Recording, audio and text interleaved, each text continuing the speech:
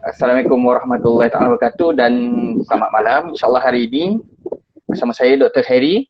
Okey, hari ini saya akan adakan satu temu bual bersama pakar peruncitan berkaitan tentang COVID-19. Okey, sebelum itu saya ingin memperkenalkan saya punya yang speaker hari ini iaitu Tuan Haji Mat Zaki bin Muhammad Hassan.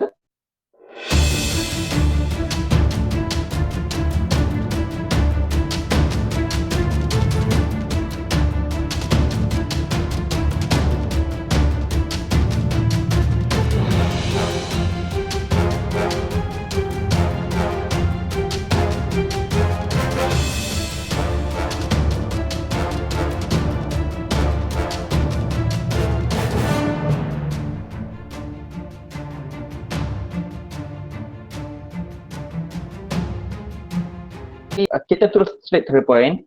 Okey, bagi pandangan Tuan Haji Zaki, apakah COVID-19 memberi kesan kepada peruncitan dan boleh tak Tuan Haji Zaki kongsikan apakah kesan-kesannya? Terima kasih. Betul. Assalamualaikum dan selamat malam. Sekali bila panggil Tuan Haji ni kekok pula. Okeylah, cerita pasal COVID-19. Saya rasa semua maklum. COVID-19 ni kita pun tak sangka dia boleh jadi sampai setara ni. Tapi kalau kita kata kesan pada peruncitan ni, yang sangat terkesannya bila ada sebab the new norms ataupun sebelum ni, the new norms tu kita dapat arahan untuk bukan kita saja, seluruh dunia tak boleh bebas keluar ataupun kena berkurung di rumah, menyebabkan tidak putusnya pelanggan. Kalau kita tengok banyak pasar raya, hotel, kapal terbang. Sebenarnya sebelum tu nak jelaskan dulu lah. Kalau runcit ni sebenarnya, kalau cakap pasal runcit ni bukan setakat kedai runcit yang jual barang dapur, kan. Runcitan ni adalah untuk sebenarnya lagi kita menguruskan ataupun kita adalah di rangkaian hujung memastikan barang sampai kepada pengguna akhir. Itu adalah peruncitan. Ini maksudnya dan barangnya bukan sekat macam saya tadi, bukan barang groceries. Maksudnya selagi dia guna pengguna akhir, contohnya macam terbang, gunting rambut, baju, kedai makan, hotel dan sebagainya, digunakan oleh pengguna akhir, end customer, itu adalah peruncitan.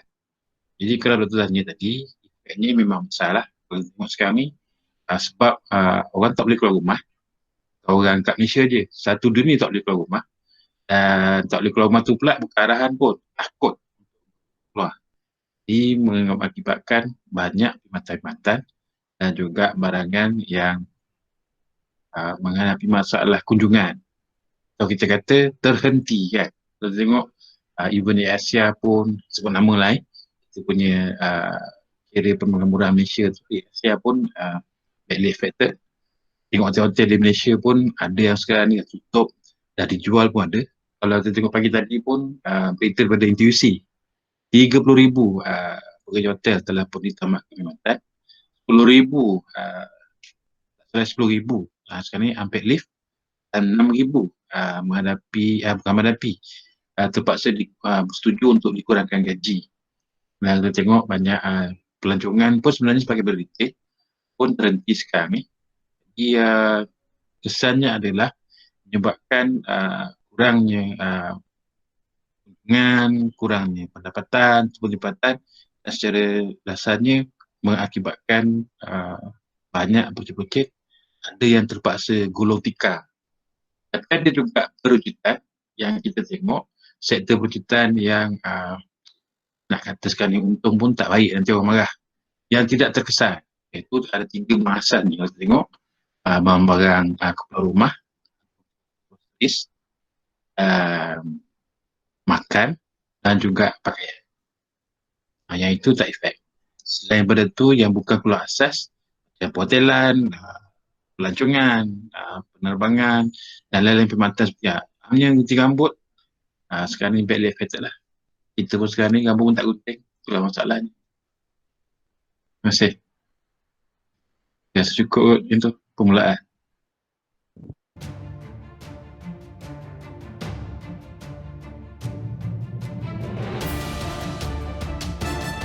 Peruncitan ni selepas COVID-19 ni Kalau kita tengok sekarang ni, sebelum ni biar saya cerita dulu apa yang sepatutnya the main element yang patutnya dalam bangkitan yang kita kena tengok. Satu, generating revenue, apa tu, menggerakkan hasil. Usaha-usaha tu kena ada, itu kena ada, atau kita kata sistem kena ada. Yang kedua adalah cost concern. Percutian ni dia dua je, generate hasil, menjaga cost. Kalau itu ada, okey. Yang ketiga ni adalah marketing. Mana kita nak menggerakkan kita punya barang untuk mendapatkan hasil.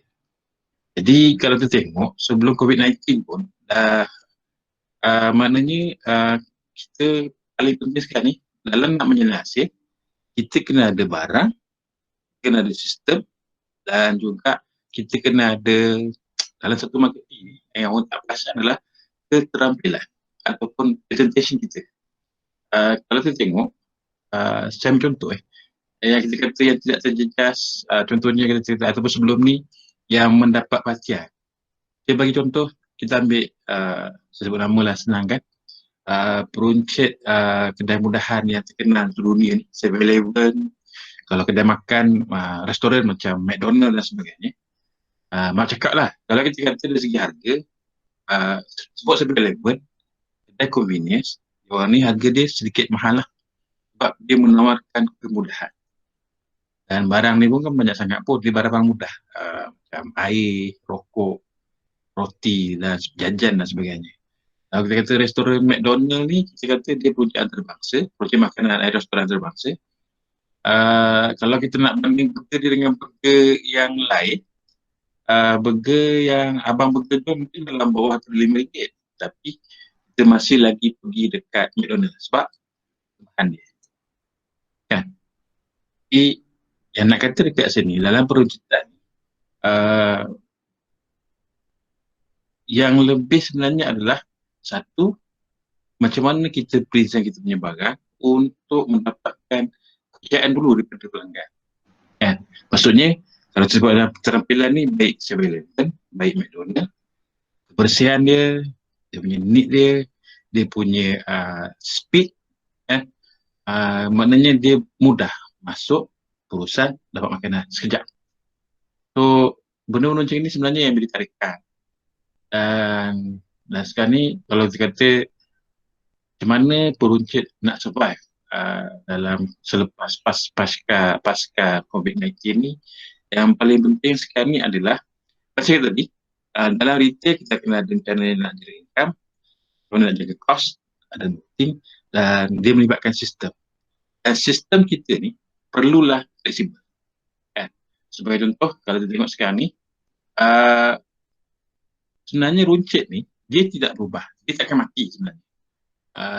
Zaman Rasulullah sudah bermulanya peruncitan, dan peruncitan ni tak akan mati sebab lagi manusia hidup, perlu makan, manusia perlu berpakaian, dan juga satu lagi makan, pakaian, dan juga dia ada 3 perkara saya lupa, cuma yang saya ingat makan, berpakaian, satu lagi saya lupa, tak apa. Dan nak kata retail kita akan mati, tapi yang akan mati adalah strategi. Saya ingat masa saya kerja dulu, saya nyebut selalu cakap, Datuk Wahab cakap, strategi will eventually fail. Strategi satu masa akan mati. Itu dia sebenarnya mati itu sebab bukan strategi itu gagal, sebab berlakunya perubahan. So, contoh sekarang ni COVID-19, so yang berubah adalah norma-norma kehidupan, yang mana orang lebih concern pasal safety, mengurangkan pergerakan, dan mungkin sekarang kita tengok pun kita telah mula menerima ataupun the whole world sekarang ni menerima bekerja dari rumah. So bermakna orang akan jarang keluar rumah. Jadi peruncit daripada menunggu peningkatan, peruncitlah pula kena pergi pada pelanggan. So di sini pun kita tengok masa sebelum raya tu pun orang rumah kita kan hari-hari pengantar-pengantar barang yang datang kan, menggantikan kita, instead of kita keluar, pengantar barang yang datang. Kita orang lelaki ni memang tak rasa sangat lah, bagi kita ni memang kurang berbelanja. Tapi orang perempuan dia nak beli ikan, dia nak beli ni, dia nak beli pakaian, dia nak beli kuih, semuanya menggunakan penghantar barang. Jadi order to stay, untuk survival kita tadi, flexibility kena ada. So kita kena berubah, kena perubahan semasa.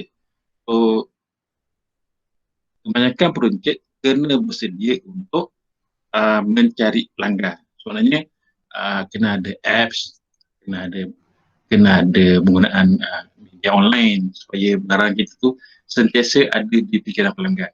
Dulu lain, dia boleh pergi sama ada ke kedai kita, pergi ke pasar raya, pergi ke gedung-gedung yang mana dia akan ada reinforcement pasal kita barang. Sekarang tak ada dah. So kita kena pergi dekat jual.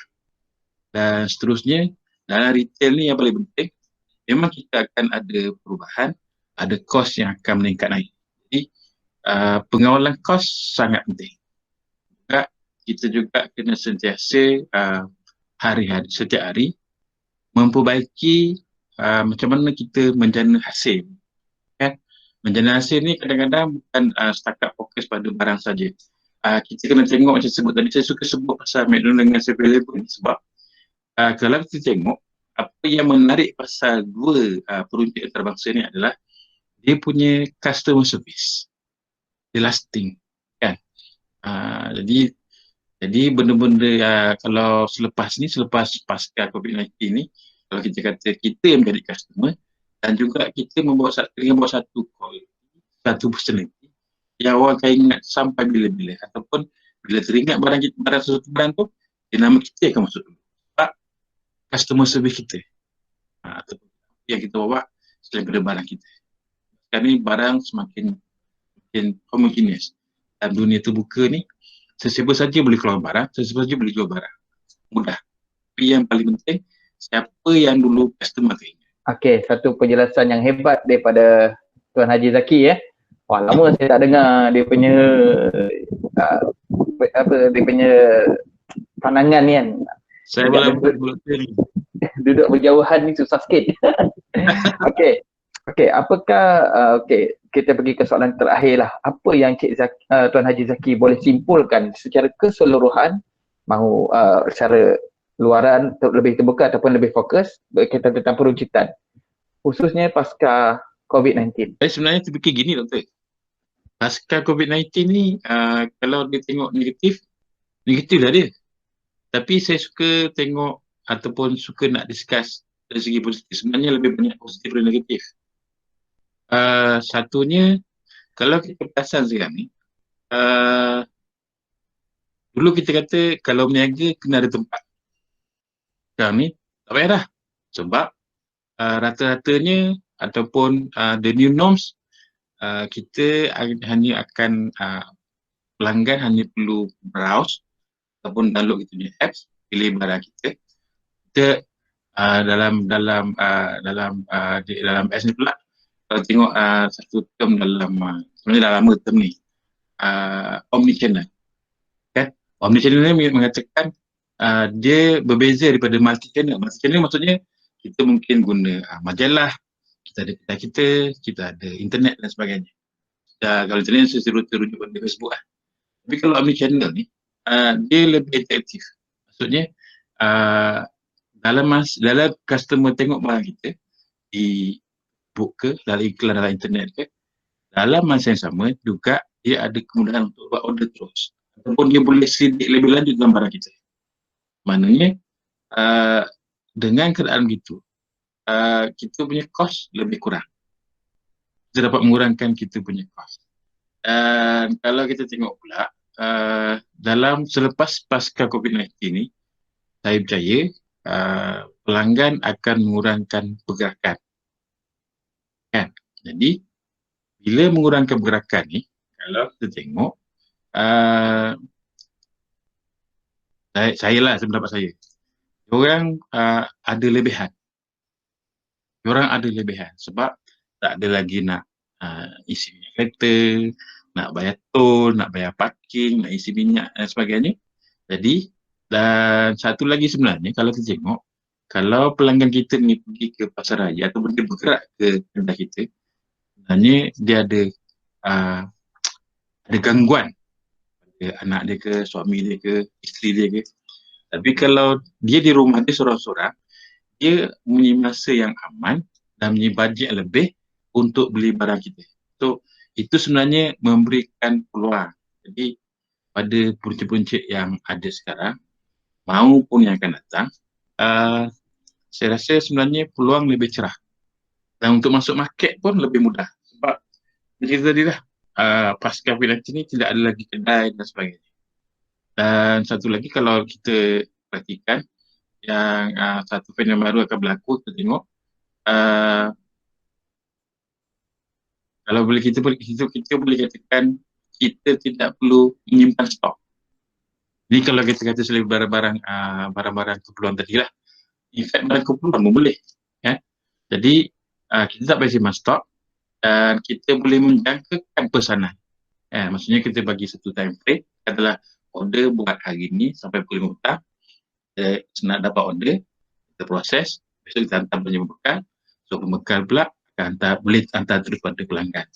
Jadi kita tak ada kos kedai, tak ada kos pegangan stok, dan even hantaran pun kita boleh berusaha dengan pembekal untuk menguruskan. Jadi sebenarnya saya rasalah peluang lebih cerah. Sebenarnya yang kena berubah adalah cara kita berfikir. Ya tadilah dalam perwujudan ni flexibility sangat penting. Strategi akan gagal sebab perubahan sekitaran. Macam tu. Jadi saya ambil peluang kat sini pada bakal usahawan ke, bakal graduan ke, mereka yang sedang kerja mungkin, kan? Masa ni adalah masa terbaik untuk kita belajar macam mana untuk menjadi seorang usahawan. Okay? Yang paling penting adalah menemui kehendak pelanggan tu. Menemui kehendak pelanggan, mendapatkan sistem untuk generate hasil dan dalam masa yang sama memastikan kos operasi pada kadar yang rendah. Terima kasih. Okey. Satu penjelasan yang mantap daripada Tuan Haji Zaki.